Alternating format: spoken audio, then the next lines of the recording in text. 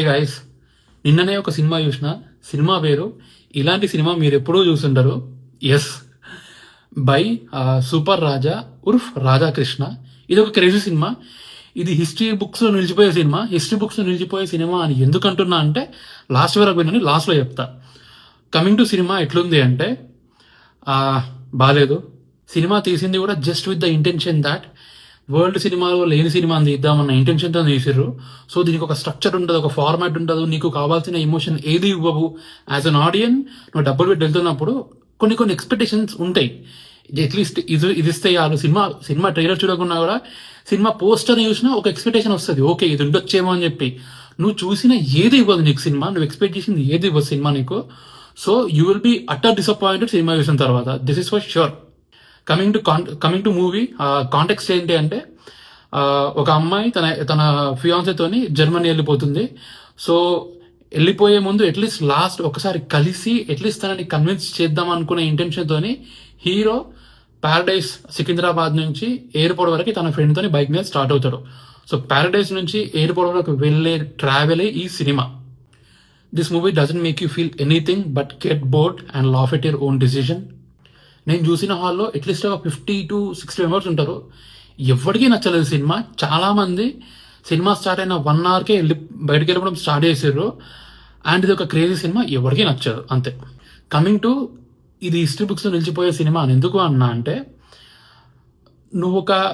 నీకు హీరో అవ్వాలి అనే జీల్ ఉండి నువ్వు ఒక అండర్ 1 lakh బడ్జెట్లో 1 to 2 hour మూవీ తీసి దానికి లిటరల్లీ జీరో మార్కెటింగ్ తోని, జీరో బడ్జెట్ మార్కెటింగ్ తోని, ఎటువంటి ఇంటర్వ్యూ లేకుండా, ఎటువంటి PR ప్రమోషన్స్ లేకుండా, ఎటువంటి ఇన్స్టాగ్రామ్ క్యాంపెయిన్స్ లేకుండా, ఎటువంటి పోస్టర్స్ ఆర్ కట్అవుట్స్ లేకుండా నువ్వు నీ సినిమా రిలీజ్ చేసుకోవచ్చు. జస్ట్ విత్ ఊరూర్లు తిరిగి నీకు కనిపించిన ప్రతి ఒక్కరితో మాట్లాడి వాడికి నీ పోస్టర్ ఇచ్చి ఇది నా సినిమారా బాబు అని చెప్తే వాడికి రిజిస్టర్ అవుతుంది. ఇది చేస్తే నీ movie book my show interest 170K touch అయ్యే ఛాన్స్ ఉంది. And this movie proved it. ఒక సినిమా తీయడానికి ఎటువంటి డబ్బులు అవసరం లేదన్న కాన్సెప్ట్ ప్రూవ్ చేసింది ఈ సినిమా. ఈ పర్సన్ సూపర్ రాజా అనే పర్సన్. మీరు అనుకునే రేంజ్ రోవర్లలో తిరిగే స్టార్లు, జీ వ్యాగన్ లో తిరిగే స్టార్లకు కూడా 100K టచ్ అయ్యే ఛాన్సే లేదు. నేను ఇన్స్టాగ్రామ్, ట్విట్టర్ కంటే బుక్ మై షోలో ఎక్కువ ఉంటా. సో నాకు తెలుసు ఎప్పటిపడికి ఎంతెంత బుక్ మై షో ఇంట్రెస్ట్ వస్తుంది అని చెప్పి. మీరు అనుకునే స్టార్లకు చాలా మందికి కూడా పెయిడ్ ప్రమోషన్ చేయించినా కూడా 100K టచ్ అయ్యే సినిమా లేవు. అట్లాంటిది ఈ సినిమాకి 170K టచ్ అయింది. Just imagine. నేను చూసిన పీవీఆర్లో Friday afternoon 50 to 60 members full అయ్యారు. అండ్ ఐ సీన్ దాట్ చాలా షోస్, చాలా స్క్రీన్స్ ఫుల్ అయిపోయినాయి.